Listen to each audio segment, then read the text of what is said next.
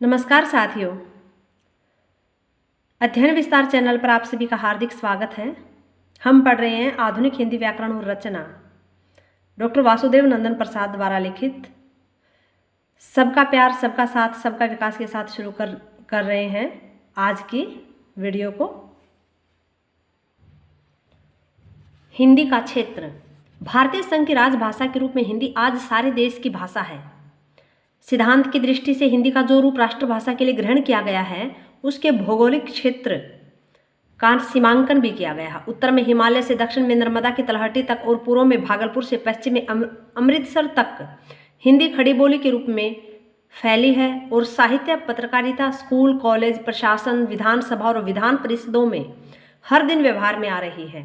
ऐतिहासिक परंपरा को ध्यान में रखते हुए अधिकतर विद्वानों ने हिंदी क्षेत्र को दो भागों में बांटा है, पश्चिमी हिंदी और पूर्वी हिंदी। इन दोनों क्षेत्रों में हिंदी की अनेक बोलियां प्रचलित हैं जो अब प्राय घरों में ही व्यवहृत होती हैं। हिंदी क्षेत्र को खंड खंड कर देखने का अब समय नहीं रहा। भाषा विज्ञान की दृष्टि से भले ही ऐसा करना कदाचित ठीक हो, पर हिंदी की समृद्ध परंपरा, उसकी प्रवहमान सामाजिकता को ध्यान में रखते हुए ऐसा करना उचित न होगा। सच तो यह है कि हिंदी आज अपने सभी क्षेत्रीय सीमाओं को तोड़ चुकी है। क्या पूर्व और क्या पश्चिम, क्या देश और क्या विदेश, सभी दिशाओं में यह गतिमान है। देश की केंद्रीय शक्ति ज्यों ज्यों मजबूत होती जाएगी, हिंदी और भी समृद्ध होगी। राजनीतिज्ञों से अधिक इसे जनता का बल प्राप्त है, अतः इसके नष्ट होने का कोई भय नहीं है। हिंदी का महत्व। संसार में कुल मिलाकर लगभग 2800 भाषाएं हैं, जिनमें 13 ऐसी भाषाएं हैं जिनके बोलने वालों की संख्या 60 करोड़ से अधिक है। संसार की भाषाओं में हिंदी भाषा को तृतीय स्थान प्राप्त है। इसके बोलने वालों की संख्या 30 करोड़ के आसपास है। भारत के बाहर Burma, Lanka, Mauritius, Trinidad, Fiji, Malaya, Suriname, दक्षिण और पूर्वी अफ्रीका भी हिंदी बोलने वालों की संख्या काफ़ी है। एशिया महादेश की भाषाओं में हिंदी ही एक ऐसी भाषा है जो अपने देश के बाहर बोली और लिखी जाती है। हिंदी हमारे देश में युग युग से विचार विनिमय का माध्यम रही है। यह केवल उत्तर भारत की ही भाषा नहीं है, बल्कि दक्षिण भारत के प्राचीन आर्यों, वल्लभाचार्य, विट्ठल रामानंद आदि ने भी इसी भाषा के माध्यम से अपने सिद्धांतों और मतों का प्रचार किया था। हिंदी भाषी राज्यों के संत कवियों, आसाम के शंकरदेव, महाराष्ट्र के नामदेव और ज्ञानेश्वर, गुजरात के नरसिंह मेहता, बंगाल के चैतन्य इत्यादि ने इसी भाषा को अपने धर्म और साहित्य का माध्यम बनाया। आज हिंदी किसी न किसी रूप में पूरे देश में प्रचलित है। हिंदी एक जीवित और सशक्त भाषा है। इसने अनेक देशी और विदेशी शब्दों को अपनाया है। इसकी पाचन शक्ति कमजोर नहीं है। इसने अन्य भाषाओं की ध्वनियों, शब्दों, मुहावरों और कहावतों को अपने अंदर पचाया है। इस प्रकार हिंदी ने अपने शब्द भंडार और अपनी अभिव्यक्ति को समृद्ध किया है। हिंदी एक जीवित भाषा है। इसका प्रचार प्रसार बढ़ता जा रहा है। हिंदी एक सरल भाषा है, जिसके कारण इसका व्यवहार देश के कोने कोने में हो रहा है। हिंदी की विशेषताएं।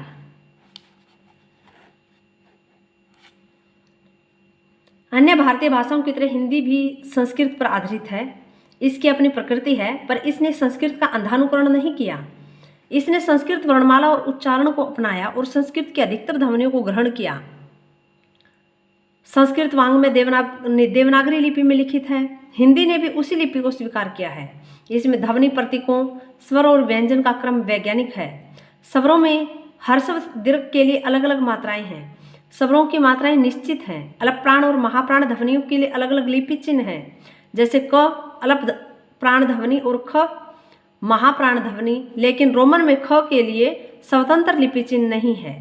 इसलिए के में एच मिलाकर KHA लिखा जाता है। यह गत्यात्मक और व्यवहारिक लिपि है। इसमें पहले जिन ध्वनियों के लिए चिन्ह नहीं थे, उन्हें बाद में बना लिया गया है, जैसे क, ख, ग, ज, फ, अ, ए इत्यादि। इसमें 3 संयुक्त व्यंजन हैं, क्ष, त्र और ज।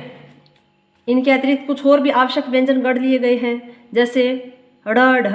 इसमें वर्णों के नाम उच्चारण के अनुरूप हैं, पर अन्य लिपियों में ऐसी बात नहीं।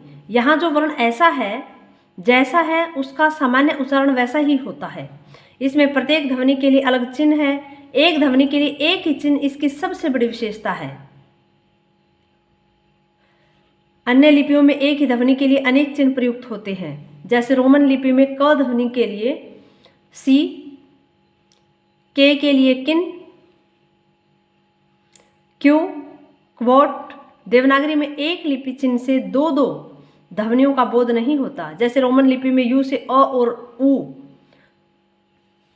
जैसे बट, पुट। इसमें केवल उच्चरित ध्वनियां ही अंकित होती हैं, अनुच्चरित ध्वनियां नहीं। जैसे वोक में अनुच्चरित ध्वनि एल भी लिखी जाती है।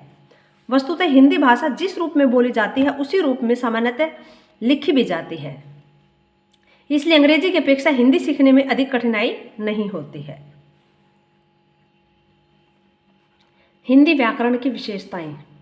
हिंदी व्याकरण संस्कृत व्याकरण पर आधारित होते हुए भी अपनी कुछ स्वतंत्र विशेषताएं रखता है। हिंदी को संस्कृत का उत्तराधिकार मिला है, इसमें संस्कृत व्याकरण की देन भी कम महत्वपूर्ण नहीं है। पंडित किशोरदास वाजपेयी ने लिखा है कि हिंदी ने अपना व्याकरण प्राय संस्कृत व्याकरण के आधार पर ही बनाया है। क्रिया प्रवाह एकांत संस्कृत व्याकरण के आधार पर है, पर कहीं कहीं मार्ग भेद भी है। मार्ग भेद वही हुआ जहां हिंदी ने संस्कृत की अपेक्षा सरलतर मार्ग ग्रहण किया। हिंदी की क्रियाएं। संस्कृत व्याकरण में क्रिया के दो प्रकार हैं, तिंगत और कृदंत।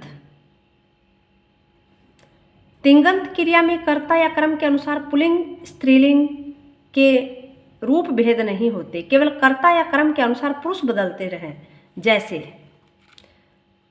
एक वचन में राम चतुर है, सीता चतुर है, लड़के अच्छे हैं, लड़कियां अच्छी हैं। बहुवचन में यहाँ राम और सीता है, राम है और सीता है, यहाँ राम है और सीता है में तिंगत क्रिया में पुल्लिंग स्त्रीलिंग का कोई भेद नहीं है।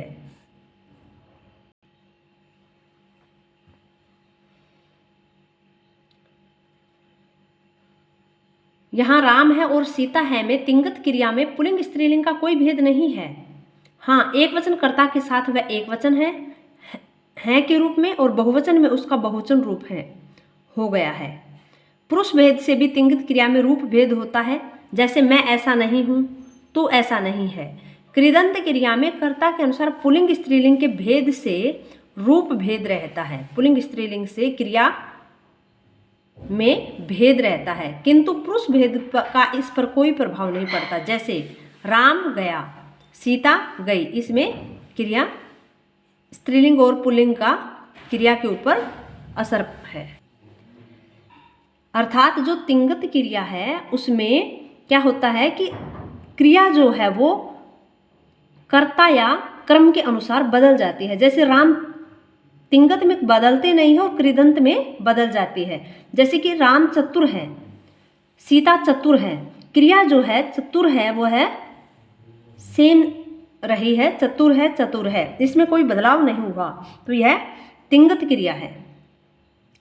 और कृदंत में क्रिया जो है वो कर्ता और क्रम के अनुसार बदल जाती है। जैसे कि राम गया, सीता गई, तो क्रिया जो है वो इसमें बदल गई है। यहाँ कर्तृवाच्य कृदंत क्रिया है। त का हिंदी में यह हो गया और उसे फिर पुल्लिंग व्यंजक प्रत्यय रूप गया या स्त्री व्यंजक प्रत्यय रूप गई कर दिया गया।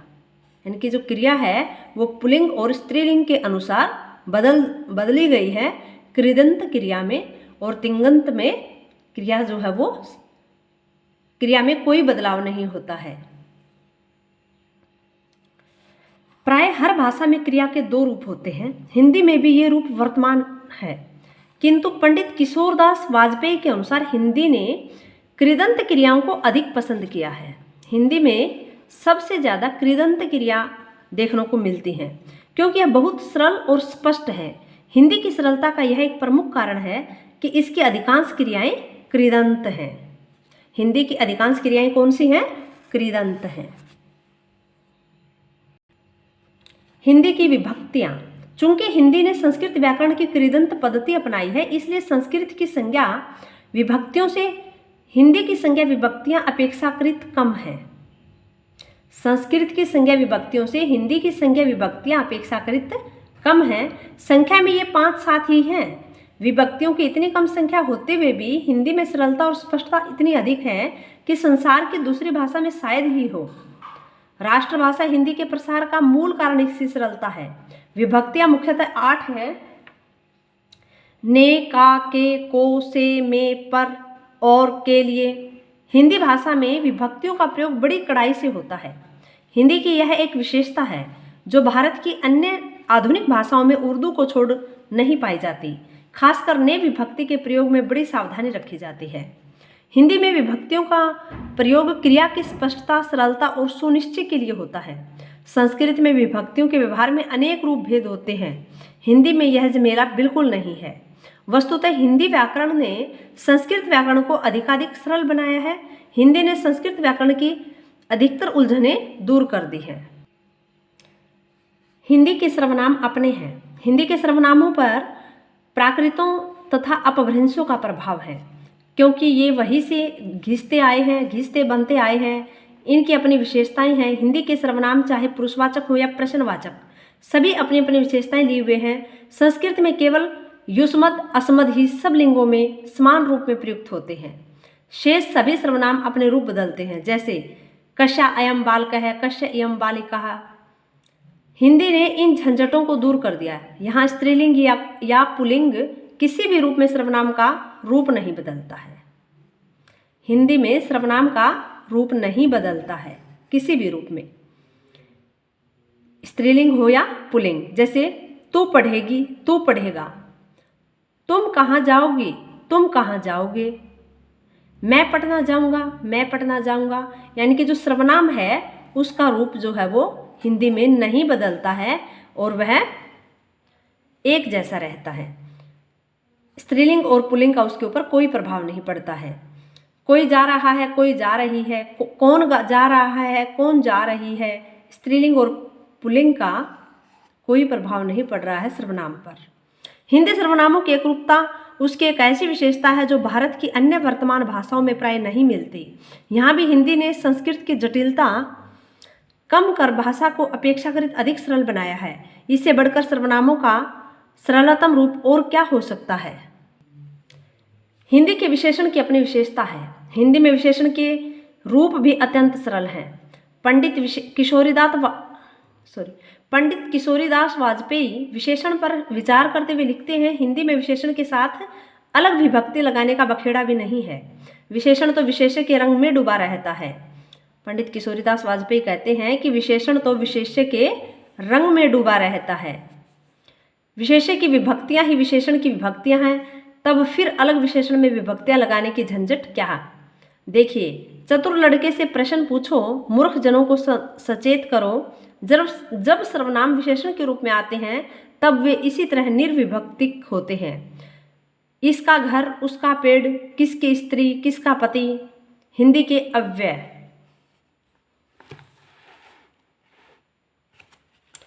हिंदी के कुछ अव्यय संस्कृत से आए हैं और कुछ अपने हैं जो अपनी विशेषता लिए हुए हैं। हिंदी में जब, तब, इधर उधर, जहाँ तहाँ इत्यादि अव्यय अपने हैं।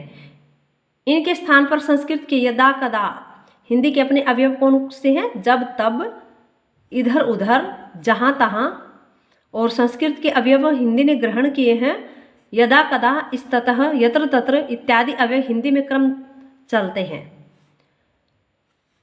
हिंदी में कम चलते हैं। लेकिन संस्कृत के कुछ अव्यय ऐसे हैं जो हिंदी में बहुत अधिक चलते हैं, जैसे यदि, कदाचित आदि। शब्द निर्माण की दृष्टि से, व्याकरण की दृष्टि से, किसी भी दृष्टि से विचार करें तो हम यह पाएंगे कि हिंदी जटिलता से सरलता की ओर सदा अग्रसर होती रही है। जैसे एकादश, ए आ है, 11 है। कर्ण, कर्ण, कान। क्रम, कर्म, कम, काम। चतुर्थ, चौठ, चौथा। दुग्ध, दूध, दूध। मुक्ता, मुता, मोती। जिव्या, जिह्वा, जीभ। तो इस प्रकार से हम देखते हैं कि संस्कृत से प्राकृत और प्राकृत से हिंदी में जब शब्द जा रहे हैं तो ये इनका बहुत ही सरलीकरण हो गया है। व्याकरण की दृष्टि से हम ऊपर कह चुके हैं कि क्रियाओं, सर्वनामों, विशेषणों, विभक्तियों और अव्ययों के सामान्य प्रयोग में हिंदी ने कितनी सरलता से काम लिया है। कहीं भी संस्कृत की कठोरता, थोड़ा जटिलता नहीं आने दी। स्पष्ट है कि हिंदी भाषा और व्याकरण की कुछ ऐसी विशेषताएं हैं जिनसे वह संसार की किसी भी सभ्य भाषा से किसी तरह कम श्रेष्ठ नहीं कही जा सकती। हिंदी की प्रकृति नहीं समझने के कारण ही तरह तरह के भ्रम फैले हैं। हिंदी की अपनी प्रकृति है, इसके कुछ दोष हमारे लिए गुण हैं और कुछ गुण दूसरों के लिए दोष बन गए हैं, पर ऐसा नहीं, ऐसा सभी भाषाओं में होता है। यदि बंगाली सज्जन कहते हैं कि हिंदी में लिंग एक झंझट है, तो दक्षिण वाले कहते हैं कि हिंदी में विभक्तियों का प्रयोग बड़ा जटिल है। इस तरह जितने मुंह उतनी बातें। प्रश्न यह है कि अगर सबकी बातें मान ली जाए तो हिंदी का अपना क्या रह जाएगा। फिर यह प्रश्न हिंदी के लिए ही क्यों? हिंदी वाले भी बंगला, तेलुगु, तमिल, मलयालम, मराठी, गुजराती, उड़िया इत्यादि आधुनिक आर्य भाषाएं सीखते हैं और इन भाषाओं से अपना संबंध बनाकर हिंदी को समृद्ध करना चाहते हैं, लेकिन यह कभी नहीं कहते कि अमुक भाषा में यह बेकार है, जटिल है, अव्यवहारिक है, आदि आदि। सुप्रसिद्ध भाषाविद डॉक्टर सुनीति कुमार चटर्जी ने भी हिंदी भाषा और व्याकरण की त्रुटियां दूर करने की राय दी थी और उसके व्याकरण को सरल से सरल बनाने का सुझाव दिया था। इन विविध प्रश्नों का समुचित उत्तर देने के लिए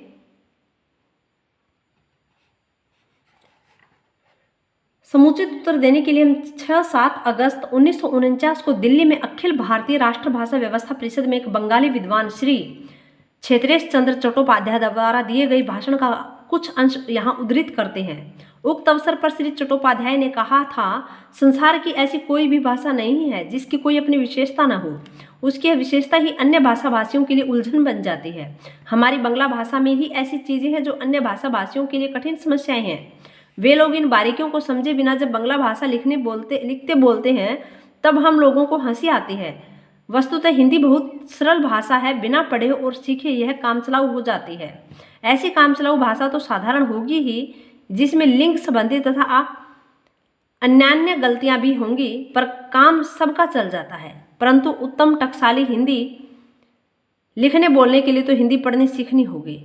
यदि हिंदी पढ़ने सीखने में 2 वर्ष भी अच्छी तरह लगाए जाएं तो किसी भी हिंदी भाषी के सामने कोई कठिनाई नहीं रहेगी।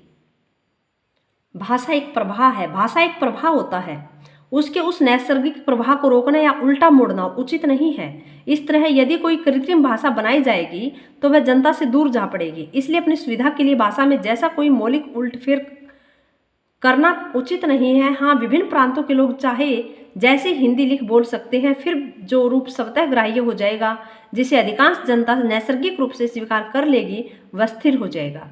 सच तो यह है कि हर भाषा के बोलने और लिखने का अपना एक अलग और निराला ढंग होता है।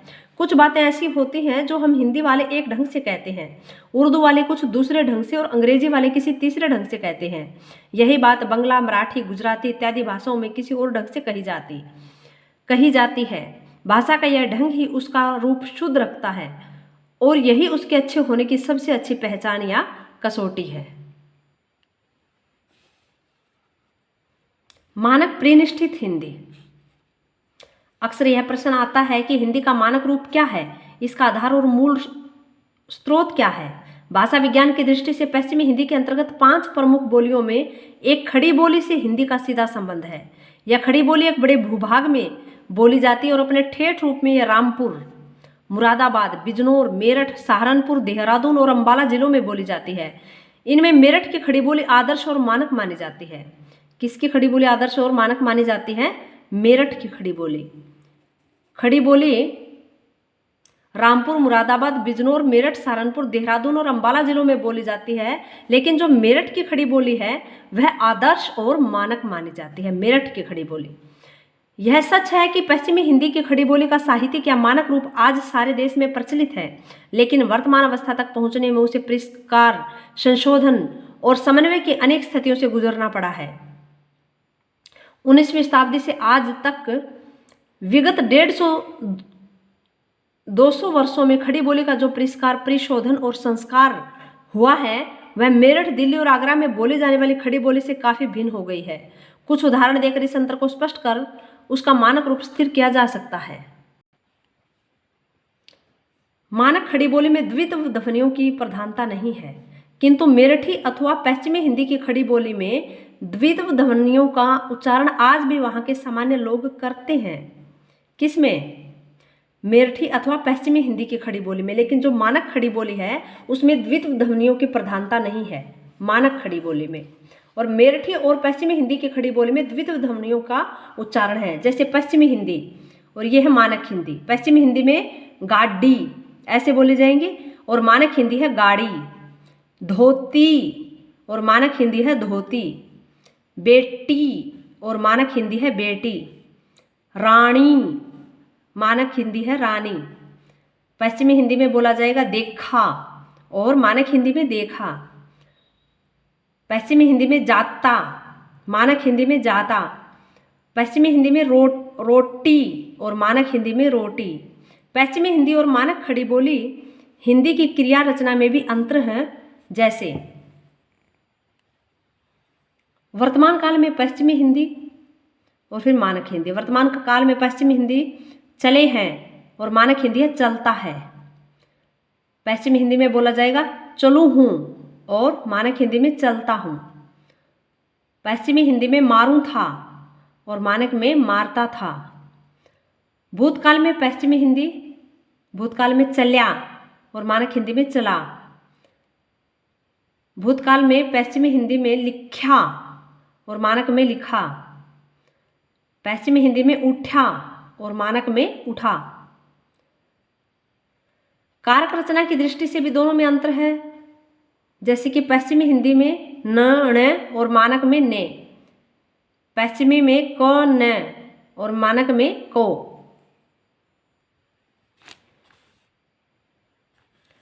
करण करण कारक में पश्चिमी हिंदी में बोलेंगे स मुंह और मानक के लिए से। संप्रदान कूणे ने और मानक में के लिए विभक्ति है इसकी। अपादान से सु पश्चिमी हिंदी के और मानक में से। अपादान से। अधिकरण पै ऊपर और मानक में पर। सर्वनामों के प्रयोग में भी अंतर है। जैसे मुझ, हमारा, म्हारा। क्रिया विशेषणों में भी उच्चारणगत अंतर है। जैसे अब, इब, अभी, इभी, वहाँ, हाँ। मानक हिंदी के इन स्त्रीलिंग प्रत्यय के स्थान पर पश्चिमी हिंदी में अन, अण प्रत्यय लगाते हैं। जैसे चमारिन, चमारण, धोबिन, धोबण। उपयुक्त उदाहरणों से यह बात स्पष्ट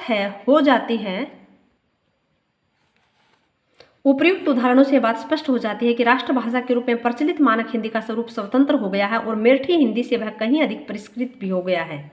अतएव आचार्य वाजपेयी का यह कथन सही है कि राष्ट्रभाषा हिंदी का लेखक मेरठ की खड़ी बोली का एकमात्र अनुसरण नहीं कर सकता। मानक हिंदी ने देशी विदेशी अनेक शब्दों को ग्रहण कर अपने परिवार के अनेक बोलियों और अन्य भाषाओं के प्रभावकारी तत्वों और शक्तियों को मिलाकर एक ऐसी परिष्कृत खड़ी बोली का शानदार रूप गठित किया है जो आज राष्ट्रभाषा का गौरव बन गई है। आधुनिक हिंदी व्याकरण उसी परिष्कृत खड़ी बोली हिंदी का प्रतीक है।